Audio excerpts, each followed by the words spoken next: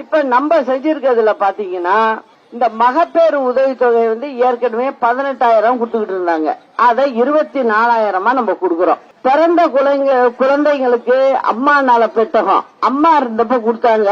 திமுக அதை நிறுத்திட்டு அதை நம்ம மீண்டும் கொடுப்போம். கிராம பகுதியில் உள்ள மகளிர்களை ஊக்குவிக்கும் விதமாக ஆண்டு ஒன்றுக்கு 1,00,000 கோழி பண்ணைகள், அதே போல 1,00,000 ஆட்டு பண்ணைகள், 1,00,000 மாடுகள், இதெல்லாம் ஏற்பாடு செய்து நிச்சயம் கொடுப்போம்.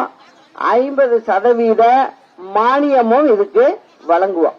அதே போல பாத்தீங்கன்னா பெண்களுக்கு திறன் பயிற்சி 5,00,000 பேருக்கு கொடுத்து அவங்களுக்கு தொழில் செய்யறதுக்கு உண்டான ஏற்பாடை நம்ம பண்ணுவோம்.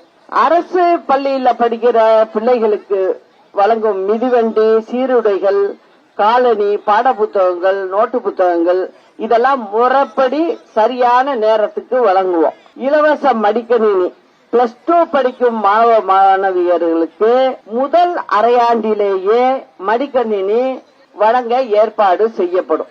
இந்த மாதிரி நல்ல விஷயங்களை நம்ம செய்கிறோம். நகர் மற்றும் கிராம பகுதிகளில் வசிக்கும் வீடற்ற ஏழை மக்களுக்கு இலவச வீடு கட்டி தரப்படும். வரும் 5 ஆண்டுகளில் 5,00,000 வீடுகள் கட்டி தரப்படும். நிர்வாகம் சரியா செய்யாததுனால இந்த மின்சாரத்துறையில கிட்டத்தட்ட 17,000 கோடி வேஸ்டா போயிட்டு இருக்கு. அது மட்டும் இல்ல, மின்சாரத்துறையில கரண்ட் நம்மளே தயார் பண்ணிக்கலாம், தயார் செஞ்சு எல்லாருக்கும் கொடுக்கலாம். ஆனா இவங்க என்ன பண்றாங்க, எல்லா மிஷினையும் ரிப்பேர் பண்ணி போட்டுட்டு வெளியில இருந்து வாங்குறாங்க. இதுதான் அவங்க செய்யற வேலை.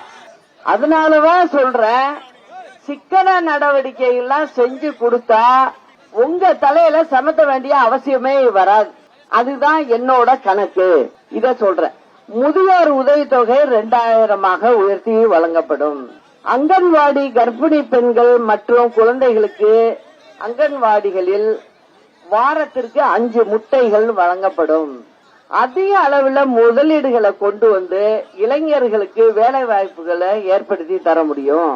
ஆறுகள், குளங்கள், நீர்நிலைகள், கால்வாய்கள் தூர்வாரப்பட்டு விவசாயத்திற்கு தேவையான பாசன நீர் கடைமடை பகுதிகளுக்கு கிடைப்பது உறுதி செய்யப்படும்.